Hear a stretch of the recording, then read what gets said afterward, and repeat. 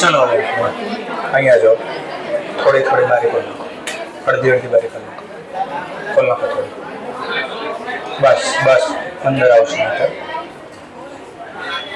થોડી ખોલ નાખો બસ, બાકી અંદર આવશે.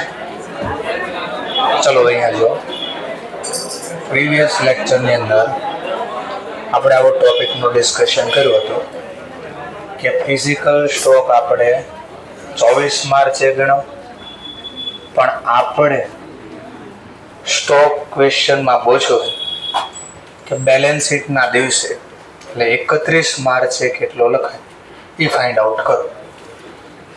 એમાં 2 ક્વેશ્ચન જોયા હતા. એમાં લખ્યું હતું નો એડજસ્ટમેન્ટ બીકોઝ 27th ના રોજ સેન્ડ કર્યા હતા, બટ સ્ટોક તો ક્યારે ગણ નાખ્યો હતો 24 માર્ચ. ઇનશોર્ટ પહેલા સ્ટોક ગણાઈ ગયો હતો, પછી આ ઘટના બની છે. એવી જ રીતે સી અને ડી ટોપિક. ચલો સી ટોપિકમાં જોઈએ, ધેન આફ્ટર ડી ટોપિકમાં જોઈએ. તો કહે છે સી ટોપિકની અંદર 27th માર્ચ ગુડ્સ જેની સેલ વેલ્યુ છે, પાછો રાઉન્ડ કરવો હોય સર્કલ કરવો હોય કરી શકો, સેલ વેલ્યુ 75,000 સેન્ડ કર્યા cell or return basis to customer. કા વેચાઈ જશે કા રિટર્ન કરશે. એપ્રુવલ બિંગ 2 weeks, ઉધારી સમય આપ્યો છે 2 week. એમાં કહે છે he approved 80% goods on a 31st March. ક્યારે એવું અપ્રૂવ આપ્યું? he approved 80% goods on a 31st March. ચલો હંમેશા જ્યારે આવું સેલ ઓન એપ્રુવલ આવે ને ત્યારે પહેલું કામ આવું કરવાનું. પહેલો સ્ટેપ આપણો શું છે ક્વેશ્ચનની અંદર? પહેલો સ્ટેપ આપણો સ્ટોક છે કે નહીં કાઉન્ટ કરવાનું, પહેલા એ જો ચેક કરવાનું, પ્લસ માઇનસ પછીની વાત છે. કેટલા રૂપિયાનો માલ મોકલ્યો આપણે? 75,000. પણ આપણે તો બેલેન્સ શીટમાં કયા ભાવે લખાય? કોસ્ટ ઓર એના. તો પહેલું કામ જો સેલ પ્રાઇસ હોય ને તો એને કોસ્ટ ગોતી લેવાની, માઇનસ પ્રોફિટ. આમાંથી પ્રોફિટ માઇનસ કરી નાખો તો મને પહેલાની સેલ વેલ્યુ મળે, કોસ્ટ વેલ્યુ મળી જાય. ચલો તો આમાં કહે છે પ્રોફિટનો રેટ આપ્યો 25% ઓન કોસ્ટ. કોસ્ટ ઉપર કેટલા ટકા? કોસ્ટ ઉપર 25% હોય તો સેલ ઉપર કેટલા હોય? તો આમાંથી 20%. સર મને એવું ન આવડે તો આપણે ધારતા શીખવાડ્યું છે તમને. 100 રૂપિયા કોસ્ટ હોય, પ્રોફિટ 25 તો સેલ પ્રાઇસ 125. સીધું કોસ્ટ જોતો હોય તો અહીંયા મૂકવાનું, પ્રોફિટ જોતો હોય તો અહીંયા મૂકવાનું. 2 રીત છે. મતલબ પ્રોફિટ જોઈએ તો જેની સેલ પ્રાઇસ 75,000 એમાં પ્રોફિટ કેટલો? આ ચોકડી ગુણાકાર કેટલા? 15,000. તો પ્રોફિટ છે. હટાવ્યો પ્રોફિટ તો શું મળે? કોસ્ટ 60. ઘણા કે નહીં મારે સીધી કોસ્ટ જોતે તો આની નીચે પ્રશ્નાર્થ મૂકવાનો.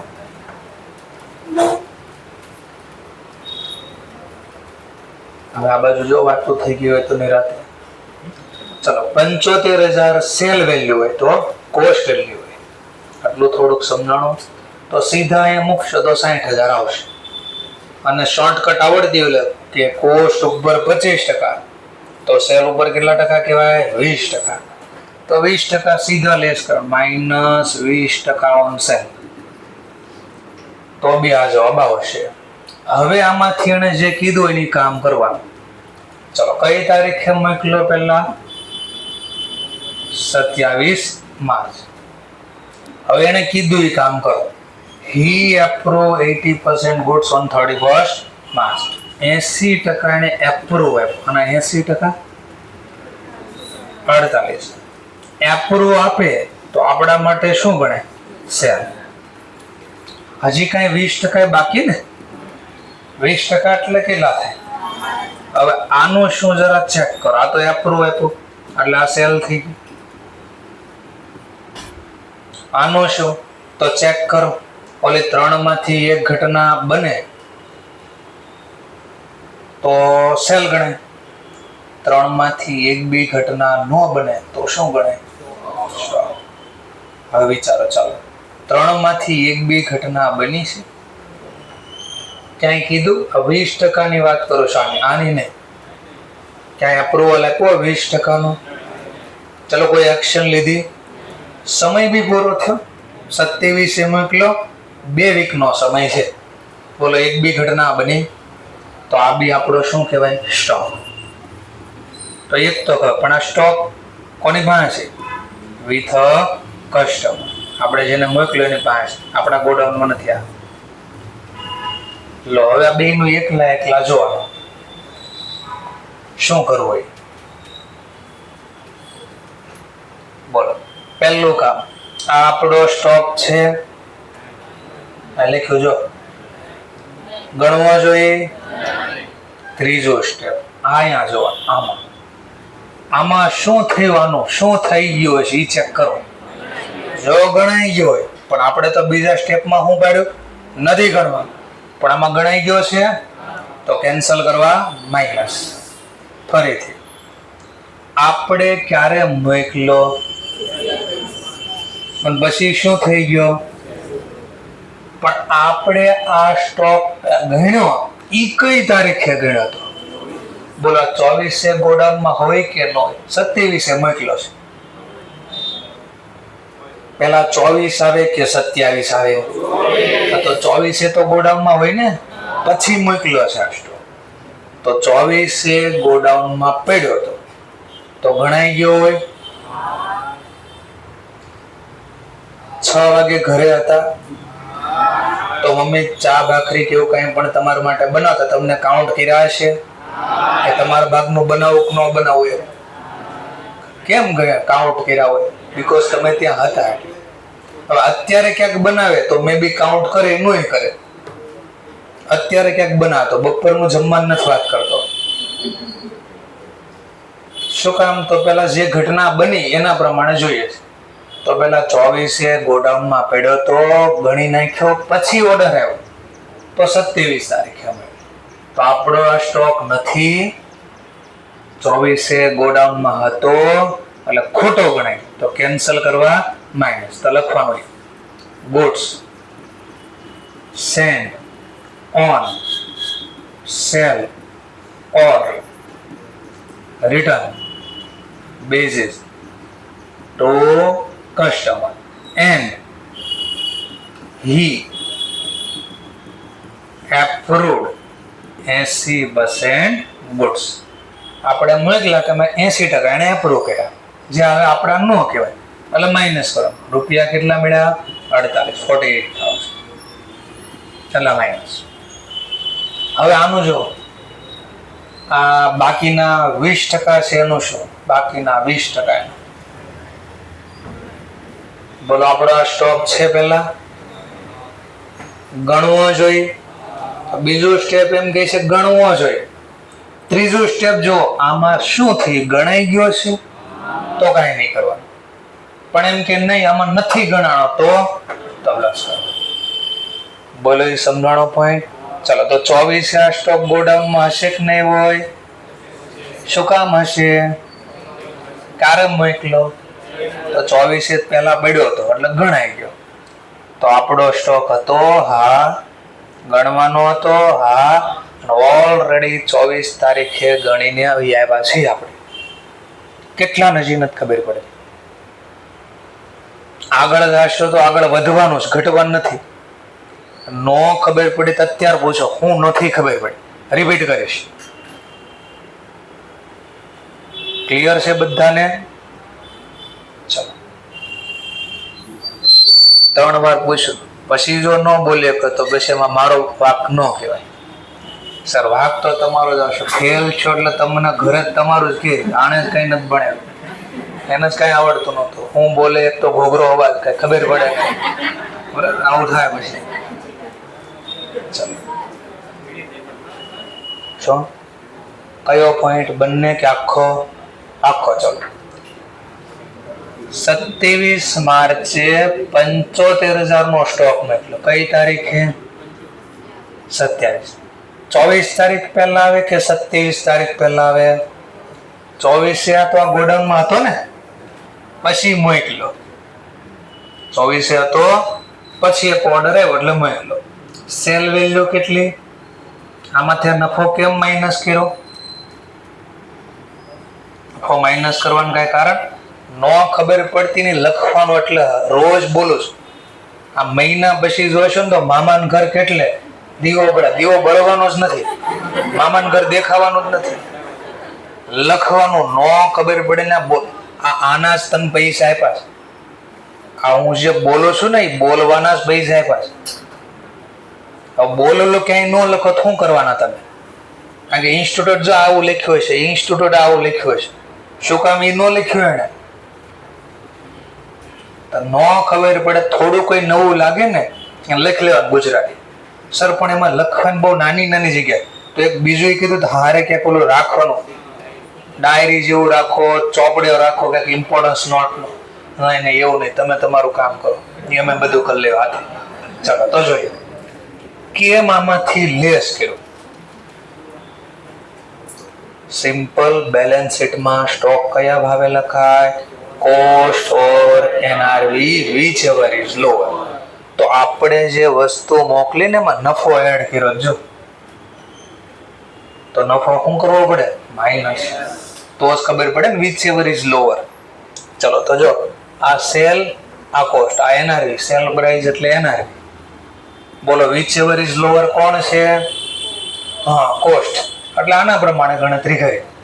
એટલું ખબર પડી. હવે હા કે ના તો બોલો તો તમારી જીભ ને ક્યાંક થાય. મારી જીભ લજાઈ જાય બોલું તો સર. ન બોલું ભૂલથી ન બોલું. હા પાક્કો છે. આવડતું એ ન બોલે, ન આવડતું એ ન બોલે. મને ક્યાંક થાય સર. તમને વળી સંભળાઈ ગયું તો ભૂલથી. ચલો તો cell or cost which ever is lower પ્રમાણે લખ્યો. પછી એને જે ઘટના કીધી લખી આપણે. He approved 80% goods on 31st March. Approve કરવો એટલે આપણે સેલ ઓન એપ્રિલમાં પહેલો શીખ્યા હતા ને, એ એપ્રુવ આપણે તો આપણા માટે શું કહેવાય? તો જો આણે મને 80% માલ, આના 80%, 31 માર્ચે એપ્રુવડ કર્યા, તો એપ્રુવ કરે તો આપણા માટે સેલ. પણ આપણે તો આમાં 80% છે, હજી 20% બાકી ને. પછી મેં 20% નો ચેક કર્યો. એટલે 3 માંથી એક બી ઘટના બની? તો કે નહીં, નથી બની. તો આપણા માટે શું કહેવાય? સ્ટોક. પણ હજી આપણી પાસે નથી. છેલ્લે 31 તારીખે કોની પાસે પડ્યો છે? એટલે મેં લખ્યું સ્ટોક વિથ કસ્ટમર. 31 તારીખે કસ્ટમર પાસે પડ્યો છે. આપણે આ જોવા, આ મોકલો ક્યારે? 27. ગોડાઉનમાં સ્ટોક ક્યારે ગણી આવ્યા છે? તો હવે જોવા પહેલું સ્ટેપ. જો આ સ્ટેપ 3 ખબર પડે ને તો આવડશે, નકર ગમે એમ ન કરી લે. આગળ આમથી આમ ઘુમાવીશ ને અડધાને ખબર પડતી બંધ થઈ જાય. પણ આ 3 સ્ટેપ આવડે ને કાંઈ તકલીફ ન થાય. પહેલું જોવાનું, આપણો આ સ્ટોક છે કે નહીં? કેમ નથી? વેચાઈ ગયું પછી આપણો ન આવે. તો બીજો સ્ટેપ, આપણો સ્ટોક ન હોય એ કોઈ દિવસ ગણાય? તો આપણે બીજો સ્ટેપ શું કે? નહીં ગણવાનું. ના પાડે. બીજો સ્ટેપ કે આવું કરવાનું છે. બીજો સ્ટેપ કે છે ગણવાનું નથી. હવે આપણે જોવા, આ સ્ટોક ક્યારે મોકલ્યો છે? 27 ગોડાઉનમાં ક્યારે આ સ્ટોક પડ્યો હતો? તો એમાં ગણાઈ ગયો છે. બીજો સ્ટેપ શું કહે છે? આને ગણવાનું હતું નહીં. તો બોલો આમાં ખોટો ગણાઈ ગયો ને? તો રેક્ટિફિકેશન શીખા. ખોટો ગણાઈ જાય શું કરવું પડે? માઇનસ. તો માઇનસ કરીશ 48,000. ભાઈ એક દરવાજો ખોલ નાખો. છેલ્લે એક ખોલો, દરવાજો મૂકી દો આડો, અને પેલું મૂકી દો આડો. એ જે ઉભા ને કે અહીંયા લેમ કે સર બોલા કોઈ છે અહીંયા બોલા બોલા બધાને કે બોલા અહીંયા ગયા? સરસ, ચાલો નેક્સ્ટ પોઈન્ટ, ચોથો પોઈન્ટ. 12,000 નો સ્ટોક કેમ કઈ નહીં થાય? હવે જો 12,000 નો સ્ટોક પહેલો આપણો છે, જો જવાબ લખ્યો છે હા કે ના. બીજું સ્ટેપ ગણવું જોઈએ, એનો મતલબ આ ટોપિક એમ કહે છે આપણો સ્ટોક ગણવાનો છે. ત્રીજું આમાં ઈ ગણાઈ ગયો કે નહીં ઈ ચેક કરવાનો છે. જો ગણાઈ ગયો તો કઈ નહીં કરવાનું, નો ગણાનો હોય તો પ્લસ કરવાનું. માઇનસ તો થાય જ નહીં. આપણો સ્ટોક માઇનસ કેમ કરવો? બે જ ઓપ્શન બોલો, બરાબર સાંભળો. જો એ આપણો સ્ટોક હોય ને કા પ્લસ થાય કા નો એડજસ્ટ, માઇનસ કોઈ દી નો થાય. વિચારો કેમ નો થાય? આપણો સ્ટોક ગણવો પડે કે નહીં? ગણવો પડે તો પ્લસ થાય. ઓલરેડી ગણાઈ ગયો હોય તો ફરીથી ગણો, માઇનસ કરો તો ઝીરો થઈ જાય. તો જે સ્ટોક આપણો હોય ને એના બે જ ઓપ્શન હોય, કા પ્લસ કા નો એડજસ્ટ. સેલ હોય તો સેલ, તો આમાં બે જ ઓપ્શન, કા માઇનસ કા નો એડજસ્ટ. પ્લસ નો ઓપ્શન જ ન આવે. વિચારે કેમ? સેલ થઈ ગયું એને પ્લસ કરું તો તમે ઝીરો કરી નાખશો. ગોખવાનું નથી કે સરે કીધું importance note IMP most IMP. સેલના કેસમાં બે જ ઓપ્શન વધે, કા માઇનસ કા નો એડજસ્ટ. આપણા સ્ટોકમાં બે જ ઓપ્શન વધે, કા પ્લસ કા નો એડ. આ યાદ રાખશે, પણ આ બોલું છું ને ક્યારનો એ નહીં સમજે, આ નહીં સમજે કે શું કામ બોલો. ઈ જ બોલ અહીંયા લખો છો. જો મેં બોલતા હું વહી મેં લીખતા હું, બરાબર છે, એમાં નવું નથી. ચલો સરસ, વાપરે. ચલો ચોથો કેસ. હવે આની એક્ઝામમાં ગણતરી દેખાડી પડે પહેલી વાર કે આ 48 કેમ લાવ્યા. તો જો ઇન્સ્ટિટ્યૂટ આવું લખશે ક્યાંક,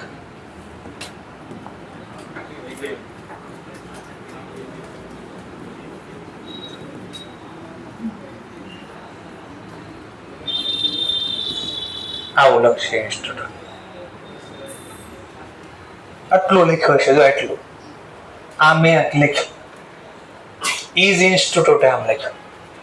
મેં વર્ટિકલ ફોર્મમાં લખ્યું, નીચે નીચે લખ્યું, આડો હોરિઝોન્ટલ ફોર્મમાં લખ્યું. જોજો પહેલા મેં કેટલા લખ્યા, કેટલા છે.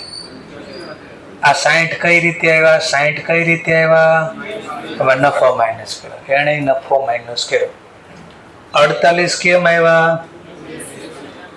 હે એટલે કર્યું હું આમ 48 લાવવા કર્યું હું કેલ્ક્યુલેટરમાં 60,000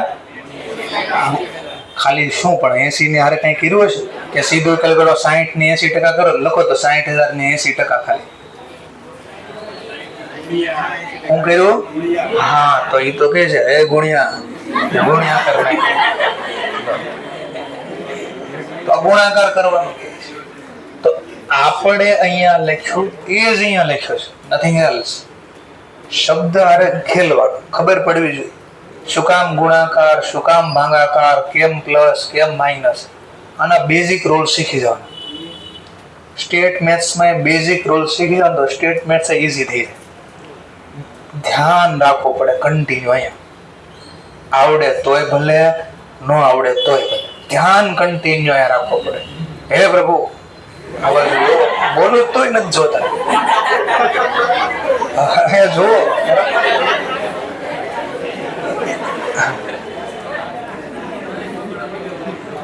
બીજું ભાઈ જો અમે કોઈને ખીજાવીને તો 2 ક્ષણનો ખેલ હોય. ત્રીજા ક્ષણે મારે એને યાર કોઈ પર્સનલી દુશ્મન આજ તો આનો કામ કાઢી મળ્યો નહીં. તમે એવું કાંઈ કર્યું એટલે મને બોલવાનો મોકો આપ્યો.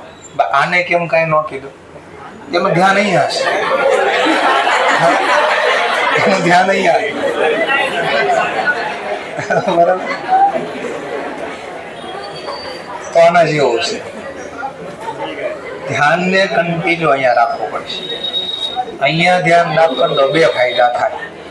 50% તો ઓટોમેટિક આવડી જાય, 50% ઓટોમેટિક અહીંયા જ આવડી જાય. કન્ટિન્યુ ધ્યાન અહીંયા રાખવું. મગજ કેવું હતું ડાયવર્ટ થયા કરે, ડાયવર્ટ થાય તો હવે જો સીટી નીચે આવે ને તો અડધાનું મગજ ના છે, અરે મારે કચરા નાખવાનો ટાઈમ થઈ ગયો, સીટી વગાડે છે ના. તો આ બારી હુકમ બંધ રાખી ખબર પડી હવે? આ બારી બંધ રાખવાનું કારણ એટલે ઘોંઘાટ એટલો થાય ને મગજના ડાયવર્ટ થયા કરે.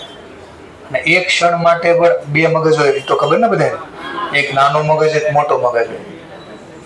થોડા સમય માટે બી મગજ બહાર જાય ને, હું જે શબ્દ બોલ્યો હોય ને એ કાને પડ્યા હોય એનો મતલબ ન સમજાય. એટલે પહેલો જ દુનિયાનો નિયમ છે.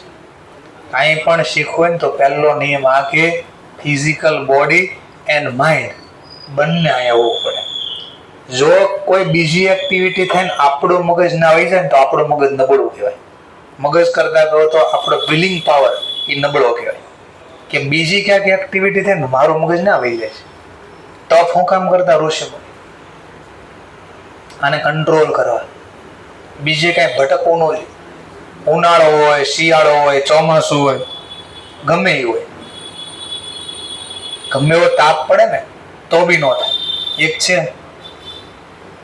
2 દિવસ પહેલાનો વિડીયો હતા, તમને આમને ઊભું જ રહેવાનું કે 20 વર્ષ માટે ઊભું જ રહેવાનું, બેસવાનું જ નહીં. સુવાનું તો ઊભા સુવાનું, બેસવાનું નહીં. કઈ થાય? આ જે પગ છે ને અહીંયાથી કાળા પડી છે, સડી જાય. શું થાય? સડી જાય. નીચેથી લોહી ટપકવા મળે, બહાર આવવા મળે. પોસિબલ હશે તો વિડીયો બી બતાડીશ. વિલિંગ પાવર હોવો જોઈએ. શું હોવું પડે? વિલ પાવર નો ખેલ છે. નબળો હોય નથી ને તમે નથી. બે જ ખામી છે, વિલ પાવર નથી. વિલ પાવર નથી. ઘણાને વિલ પાવર હોય પણ એ પછી ભટકી જાય. તમે અહીંયા ભટકતા નહીં સર. ચલો આપણે અહીંયા D topic on 27th goods જેની સેલ વેલ્યુ છે 75,000. ફરીથી આ ટોપિક આવે છે. 75,000 રૂપિયાની વસ્તુ છે. અગેન હવે શું કહીશ? સેન્ડ કર્યા રિટર્ન બેઝિસ કસ્ટમર, એપ્રુવલ બી ટોવેક, he returned 20% goods. કેટલા રિટર્ન કર્યા? and approve remaining એટલે બાકી. કેટલા રિટર્ન કર્યા? તો બાકી કેટલા ટકા રહે? એને રિમેનિંગ ને એપ્રુવલ આપ્યા. કઈ તારીખે? 31. તો પહેલો સ્ટેપ જો એક્ઝામમાં પાડવાનું, સેલ વેલ્યુ લખવાની, એમાંથી નફો હટાવો. શું કામ હટાવવો પડે? કારણ કે બેલેન્સ શીટમાં લખાય cost or NRV whichever is. આટલું સમજાણો તો લખ્યું. હવે એને કીધું નહીં લખવાનું. પહેલું હું કીધું એને 20% રિટર્ન કર્યા. હવે રિટર્ન થાય આપણે શું બની જાય? સ્ટોક. સેલ કર્યું પાછું આવી જાય તો એ શું બની જાય? આપણો સ્ટોક. ચલો આના 20% આ રિટર્ન આવે ને એ હવે આપણો સ્ટોક બની જાય. જે વસ્તુ રિટર્ન આવે ને એ આપણો આ સ્ટોક બની ગયો. પછી હું કીધું એને બાકીના 80% નો શું કીધું? એપ્રુવલ આપ્યું. રિમેનિંગ એટલે બાકીના. બાકીના 80%. બોલો આના 80% 48. આનું હું આપ્યું એને? એપ્રુવલ. એપ્રુવલ આપે તો આપણા માટે છે. આ બે ઘટના કઈ તારીખે બની? 31 માર્ચ. ટૂંકમાં 31 માર્ચે આ શું કહેવાય? જવાબ મળી ગયો. પહેલો સ્ટેપ અહીંયા નક્કી કરો. અહીંયાથી બોલો આપણો સ્ટોક છે? નથી. બીજો સ્ટેપ શું કહે છે? ન હોય તો નહીં ગણવાનું. ત્રીજો જોવાનું. ત્રીજો આપણે જ ના પાડી નથી ગણવાનું. હવે આમાં ચેક કરો. જો એ ગણાઈ ગયો હોય તો અને ન ગણાનો હોય તો કાંઈ આપણો છે ને ગણ્યો નથી તો ચેક કરો. બોલો આપણે બધું બંધ કરી દો. પાવર આવી ગયો, એસી ચાલુ થઈ ગઈ છે. Next point. આપણો સ્ટોક નથી, ગણવાનો નથી, પણ 24 તારીખે આ ગોડાઉનમાં હશે. આ ખબર પડવી જોઈએ હશે કે નહીં. કેમ હશે? મોકલો ક્યારે? અને પહેલા સ્ટોક ગણી આવ્યા છે ને આપણે 27 પહેલા 24 આવે. તો ઓલરેડી ગોડાઉનમાં પડ્યો તો એટલે ગણાય, પણ ગણવાનો છે ત્યારે નહોતો વેચાણો, 24 નહોતો વેચાણો એટલે ગણ નાખ્યો, પછી વેચાણો છે, સ્ટોક ગણ્યા પછી. એટલે હવે આપણો નથી, એટલે આની જેમ જ exact goods sent on sale or return basis હી રિટર્ન ન ખબર પડે ને તો બેઠો ચાપતા એને શું કર્યું આપણે મોકલ્યા પછી શું થયું? He return 20% goods and approve remain, બાકીના એને એક્સેપ્ટ કર્યા. હવે આ ગણતરી બતાડવાના 48 કઈ રીતે માઇનસ, તો આપણે જેમ ઉપર લખ્યો 75,000 નો માલ મોકલ્યો, એમાંથી પેલા 20% પ્રોફિટ હટાવ્યો. શું કામ હટાવ્યો? હા, રીચ એવર ઇઝ લોઅર લખવાનો છે એટલે ગુણ્યા કેટલા ટકા એક્સેપ્ટ કર્યા એને? 80%, તો ગુણ્યા 80% કર્યા. ક્લિયર મુદ્દો? હવે છે ને લખ્યા નહીં કરવાનું, એનાલિસિસ કરવાનું. 1 થી 4 ક્વેશ્ચનમાં હું નવું ખબર પડી. જો તો ચારેયને કમ્પેર કરો તો ABCD ને કમ્પેર કરો, ABCD ને એટલે દેખાય હું નવું થયું.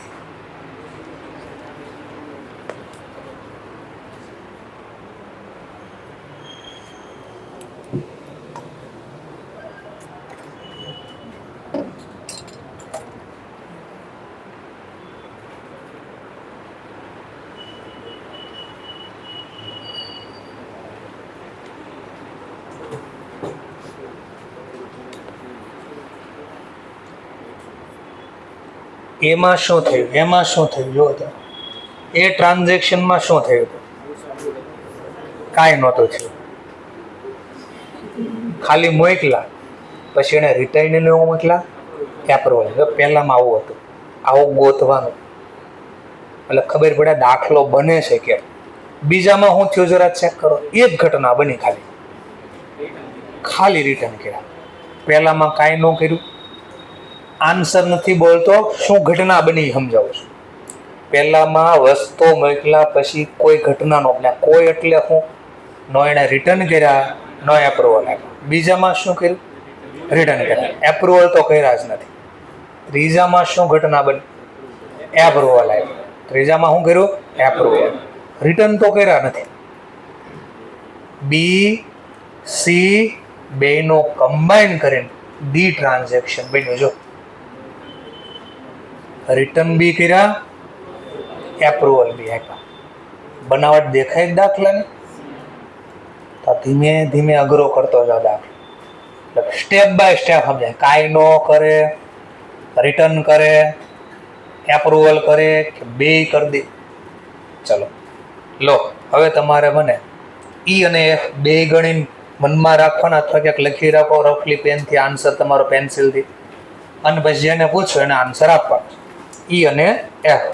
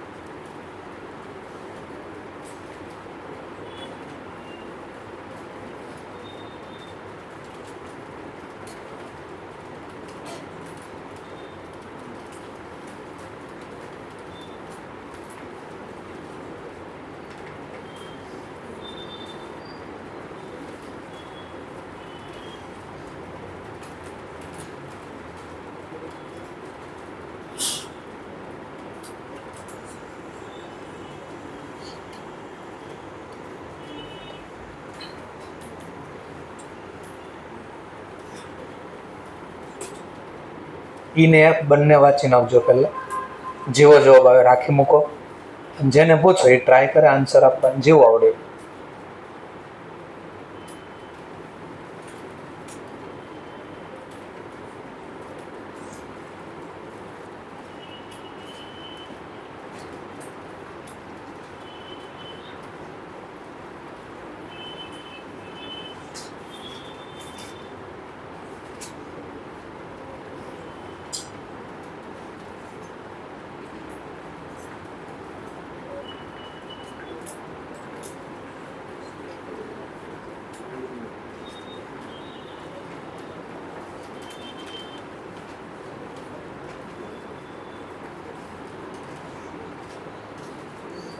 ચલો ગણાઈ ગયું ઈ ટ્રાન્ઝેક્શન બધાને. ચલો સમજવા માટે અહીંયા બેન પ્લસ કે મેં કેટલા 25 32. ઓકે, એમની બાજુમાં બેન, એમની બાજુમાં બેન, એમની બાજુમાં અહીંયા બેન, આ બાજુ અહીંયા, અહીંયા બેન, એમની બાજુમાં અહીંયા ભાઈ, એમની બાજુમાં, એમની બાજુમાં માની લો અહીંયા ભાઈ, એમની પાછળ માઇનસ એ હોય ને વાત અલગ આન્સર આવ્યા પાછળ 32. એમની બાજુમાં, એમની બાજુમાં, એમની પાછળ 40,000. સરસ, ત્રીજો આન્સર આવ્યો 40. ટૂંકમાં ક્યાંક તો નવું વિચાર્યું, સાચો ખોટા ને પછીની વાત. ટૂંકમાં ક્યાંક નવું દેખાણું એમને. બાજુમાં ભાઈ, એમની પાછળ ભાઈ, એમની પાછળ. સરસ, ચલો બાજુમાં પાછો આન્સર નવો આવ્યો. એમની બાજુમાં, એમની બાજુમાં. ચલો કામ કરો, ડી અને ઈ ને બરાબર વાંચો. બરાબર વાંચશો ને તો બરાબર દેખાય. આ 32 વાળા બધા એનો જવાબ ફેરવી નાખે. મેં કહ્યું ને શબ્દનો ખેલ છે આ. સી અઘરો એટલે હા, બસ એટલું જ અઘરું છે. તમે ધ્યાનથી જોતા નથી અને શબ્દને સમજો.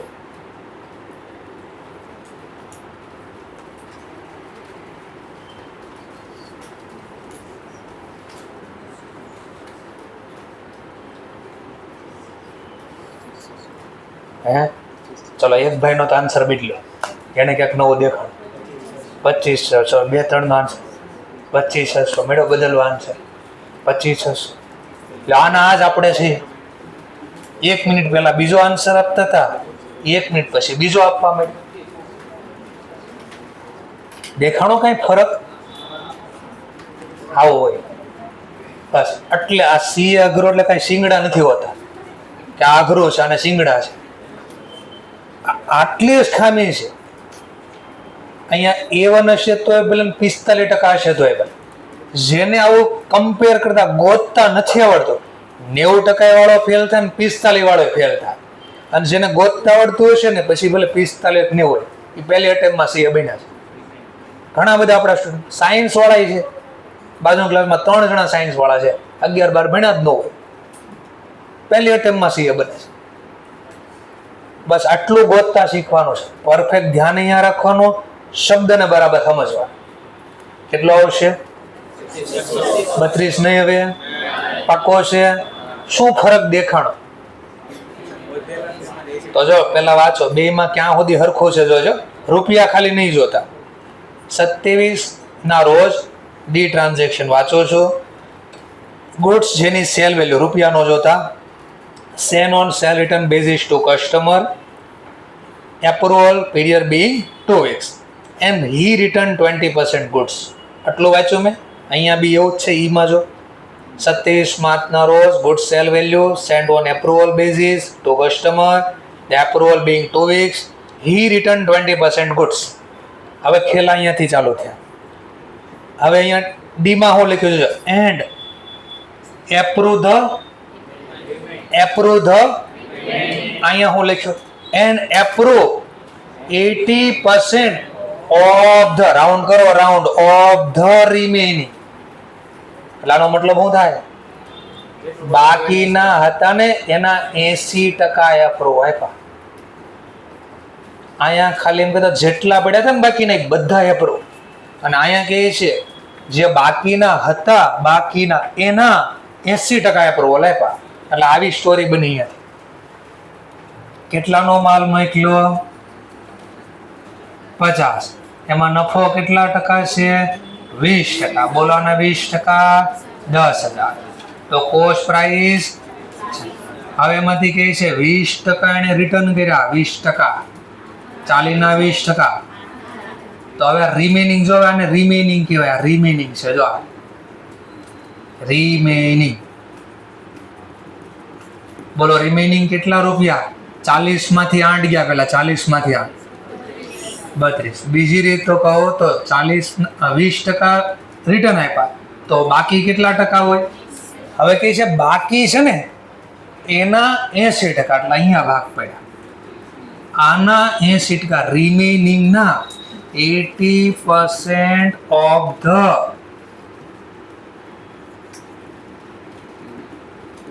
રિમેનિંગ. એના એપ્રુવ. આના 80%. બોલો આના 80%. આ એપ્રુવ આપ્યા. એપ્રુવ આપે તો સેલ. તો હજી 20% એની પાસે પડ્યા છે. આના 20% આ પડ્યા છે. પડ્યા હોય તો આ સ્ટોક કહેવાય, પણ આપણી પાસે નથી. ક્યાં પડ્યો છે? આ વિથ કસ્ટમર. આ રિટર્ન આવી ગયો એટલે આપણા ગોડાઉનમાં આવી ગયો પાછો. આ હજી કસ્ટમર પાસે પડ્યો અને એપ્રુવલ આપ્યો. આવી આ સ્ટોરી હતી. કે આ સેન્ટેન્સ આવું કીજો. અને ચૈતાલી મેડમના ચાર્ટના ફોર્મમાં સરખાવ્યો આપણે. આગ્રો ચાર્ટ કે ઇમ્પોર્ટન્સ આટલું સમજાય તો આ સોલ્વ થાય. ચલો વિચારો. પહેલો અહીંયાથી આપણો સ્ટોક છે તો આપણો નથી. બીજો આન્સર કહે છે આવું કરવું જોઈએ. બીજું શું કે આપણો નથી તો ગણવો જોઈએ. તો બીજો આન્સર એવું કહે છે આને ગણવાનો નથી. હવે આપણે આમાં જો, પણ આમાં શું કર્યું હતું ચેક કરો. શું કામ ગણાઈ ગયો હશે? 24 તો ગોડાઉનમાં પડ્યો. 31 એને એપ્રુવલ આપ્યું, તો આમાં ખોટો ગણાઈ ગયો ને. કેન્સલ કરવા માઇનસ. એક તો ખબર પડી ગયા માઇનસ થાય. આ બેનો જોવાનું. હજી કેટલા ટકા સ્ટોક એન પાસે પડ્યો? 6400 રૂપિયા. ની આપણો છે ને. બોલો આપણો સ્ટોક છે. બીજો ક્વેશ્ચન નો આન્સર કે ગણવો જોઈએ. આપણો સ્ટોક શું કરવો જોઈએ? આ ત્રીજામાં જોવાનું. આમાં ગણાઈ ગયો છે તો કઈ નહીં કરવાનું. ન ગણાનો હોય તો પણ કેમ ગણાઈ ગયો હશે? 24 ગોડાઉનમાં પડ્યો તો એટલા માટે.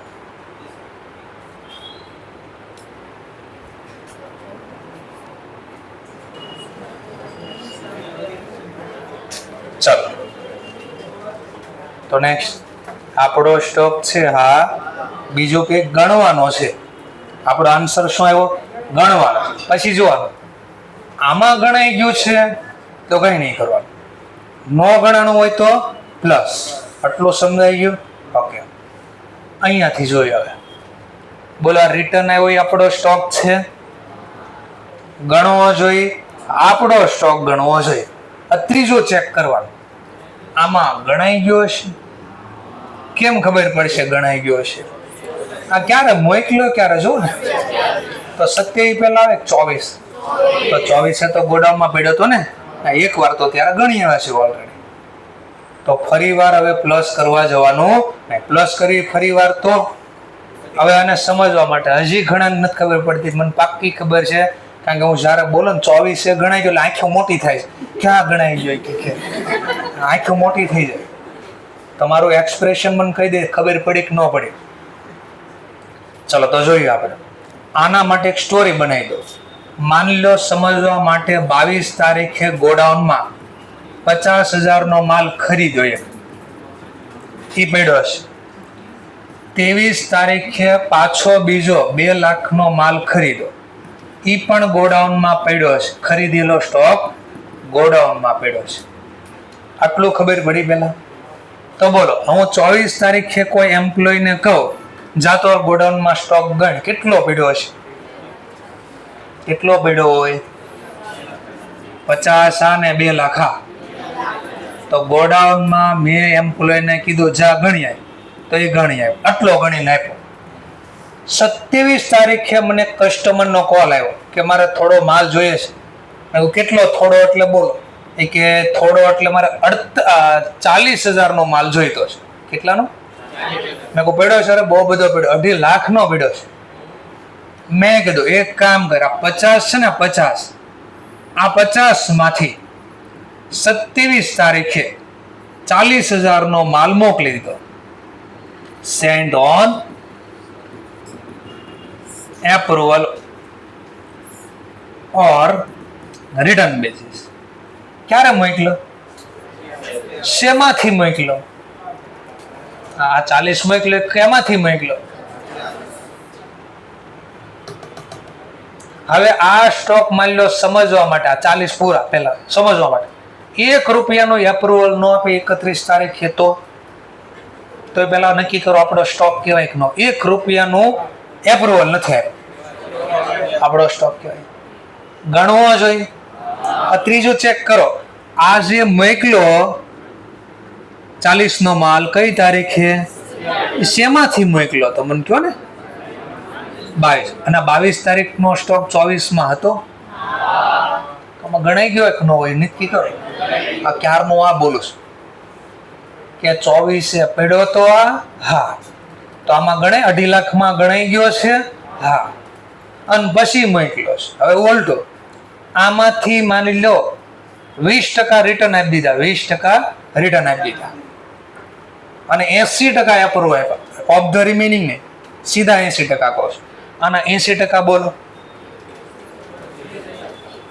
એપ્રુવલ આપ્યા તો શું કહેવાય? બોલો, આપણો સ્ટોક છે, ગણવો જોઈએ. હવે વિચારો, 24 આ માલામાં હશે? કેમ ખબર પડી હશે? કારણ કે 2.5 લાખમાં 50 હતા, જો 22 તારીખે ખરીદેલા, તો 24 હતા કે નહીં ગોડાઉનમાં? જો, અને પછી આમાંથી માલ અહીંયાથી નો સમજાવતો, અહીંયાથી બોલો લો, આમાંથી આપી દીધો, તો 2.5 લાખમાં બોલો આ 2 હતા કે નહીં? અને 50 નો સ્ટોક આમાંથી આપ્યો. લો,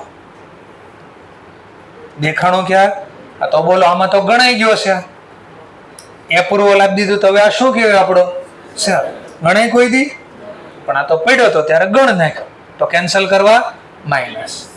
થોડું થોડું સમજાણું. આવી રીતે ધીમે ધીમે, કોઈને પહેલી વારમાં સમજાય છે, કોઈ ધ્યાન નાખ્યા કરે તો ક્યારેક આવું વચ્ચે હું બોલી દઉં તો આવડી જાય પાછું કે અચ્છા તો આવું કહેતા હતા.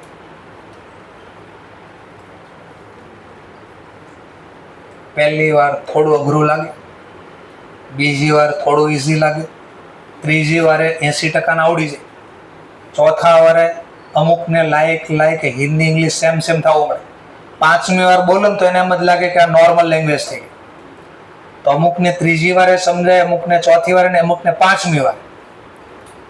5 વાર છે, 5 વાર ભણો ને ત્યારે પ્રોપર ખબર પડે એક્ઝેક્ટ હું કહી છે. નબળું ફરીથી બોલો, મગજથી નબળા છો જ નહીં. ધ્યાન નથી કે એ વસ્તુ આપણા માટે નવો છે તો પ્રેક્ટિસ માંગે છે. પ્રેક્ટિસનો ખેલ છે બસ. એટલે પ્રેક્ટિસ માટે જ આપણે પ્રેક્ટિસ શીટ તૈયાર કરી દીધી છે. આજથી જ પ્રેક્ટિસ શીટ આપવાની તૈયારી કરી દીધી છે. એમાં એક આપણે સિસ્ટમ બી લાવ્યા છે, એમાં હું તમને લખીને આપીશ. અંદાજે ઘરે જઈને આટલો સમય લાગવો જોઈએ, અને બાજુમાં તમારે એમાં લખવાનો એક્ઝેક્ટ સમય કેટલો લાગ્યો. ટાઈમ હું નક્કી કરીશ, પછી તમારે એકચ્યુઅલ ગણતી વખતે કેટલો ટાઈમ લાગે. એટલે લાઈક એક્ઝામ જેવી પ્રેક્ટિસ થાય, ટાઈમ મેનેજમેન્ટ આવડે તમને, તો બહુ બધા દાખલા તમને પ્રેક્ટિસ માટે આપશે. એકચ્યુઅલ ટાઈમ એટલો વર્સિસ એસ્ટિમેટેડ ટાઈમ કેટલો હતો. ચલો બસ આવી પ્રેક્ટિસ કરવાની. ચલો એફ ટ્રાન્ઝેક્શન બોલી દો. એફ ટ્રાન્ઝેક્શન બોલો, પ્લસ કે માઇનસ કે કઈ નહીં? કટલો. ચલો પેલા આનું લખી દઈએ આપણે. ગુડ્સ પેલા જો આખું એને કીધું ને એમ લખવાનું. પેલા મોકલા on sale or return basis to customer. પેલા આવું લખવાનું, પછી લખવાનું હી રિટર્ન. એને શું કર્યું? પેલા રિટર્ન કેટલા ટકા? 20%. એન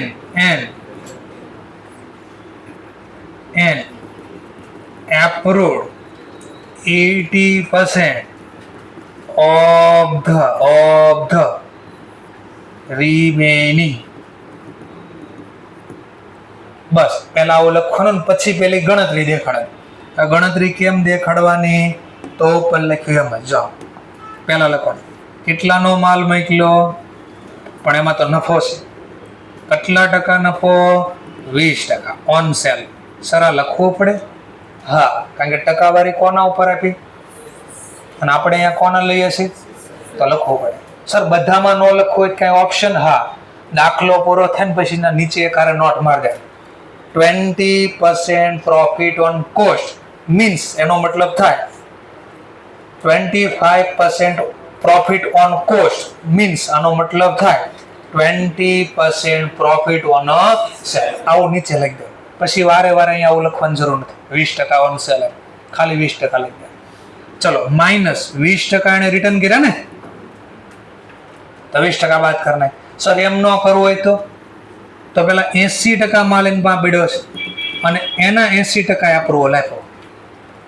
આમાંથી આ બાદ કરીને 80 કરી દો. 25. આપણે અહીંયા એ જ કર્યું. જો આ દેખાય. હવે અમે લખ્યું ને એ દેખાય. જો 50 માંથી પેલા 20% બાદ થયા. જો માઇનસ આવ્યું. 32,000 કેમ લાવ્યા છો તમે? આ જવાબ લાવવા 32 કેમ લાવ્યા?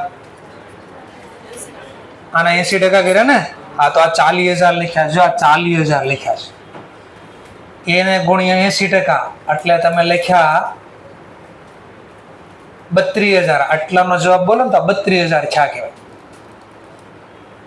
એના 80% કર્યા એટલે આના 80%, એટલે 25,600. એટલે આના 80% કરો ને એટલે 25,600 જવાબ આવ્યો. આવી રીતે આ જવાબ આવ્યો છે. આમાં તકલીફી તમને આંકડા ન દેખાય. આનો ફાયદો એ તમને આંકડા દેખાય અને એના આધારે જવાબ બોલો છો. ઇન્સ્ટિટ્યૂટે શું કર્યું ખબર છે?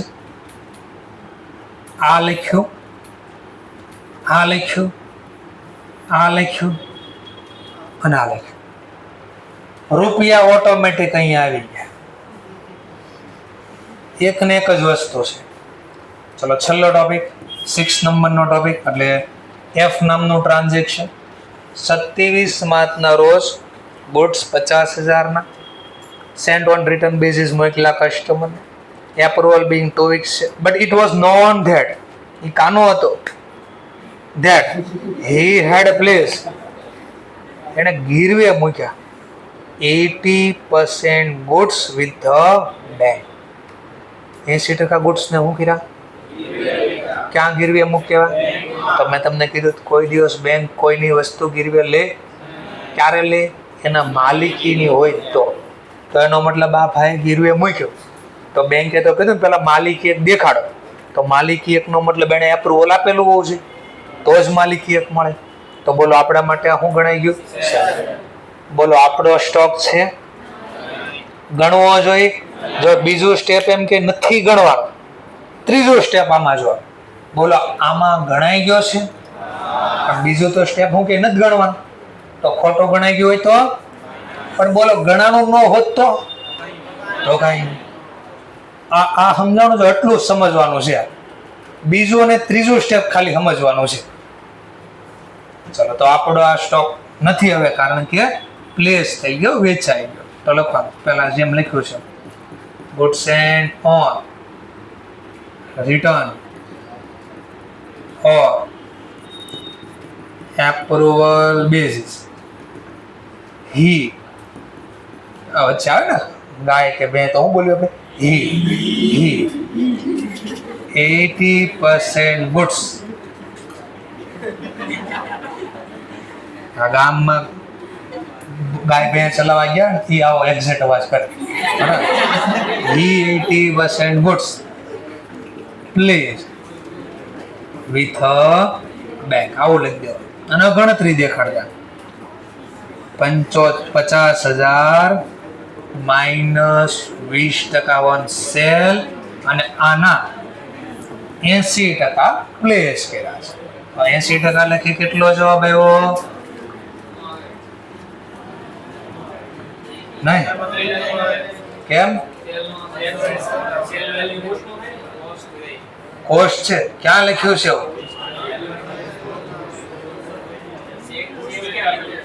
હા તો કોસ્ટ અહીં ક્યાં લખ્યું છે?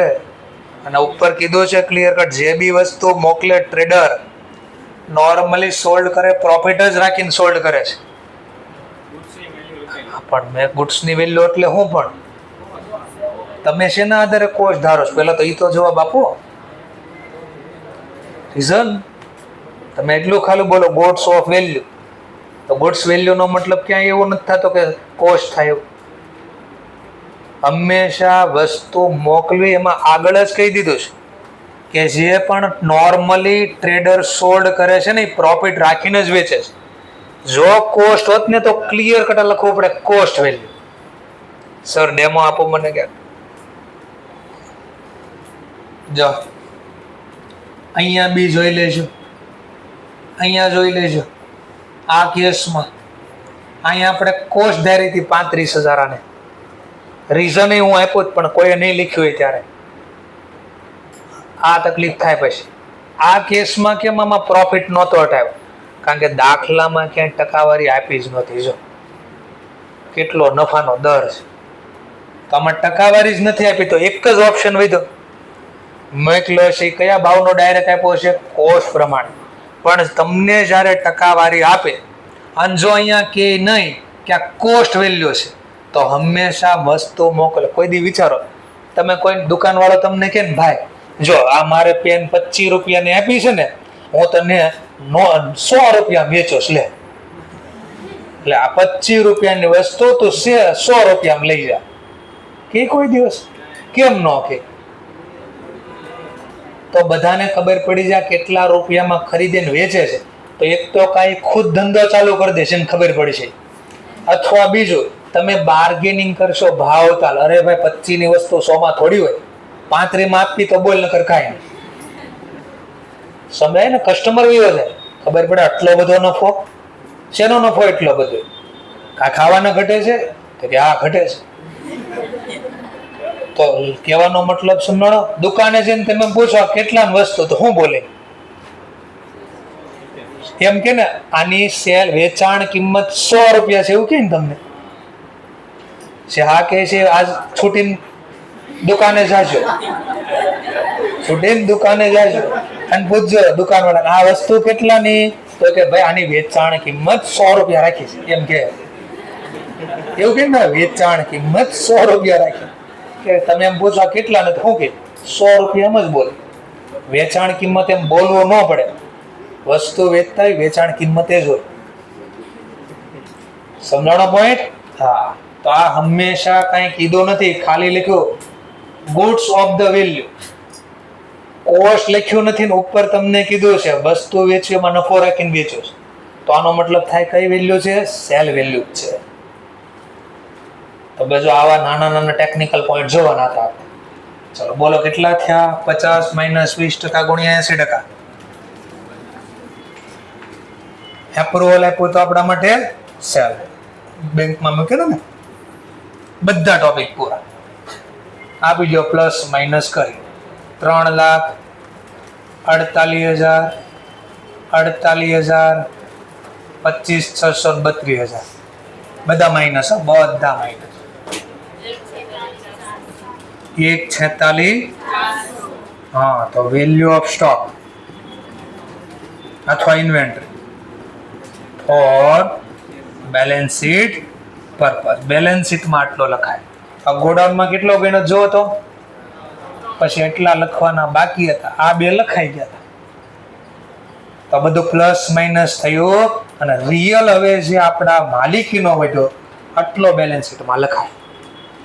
આવડું થોડું થોડું ક્યાંક ક્યાંક પાકો છે. સરસ.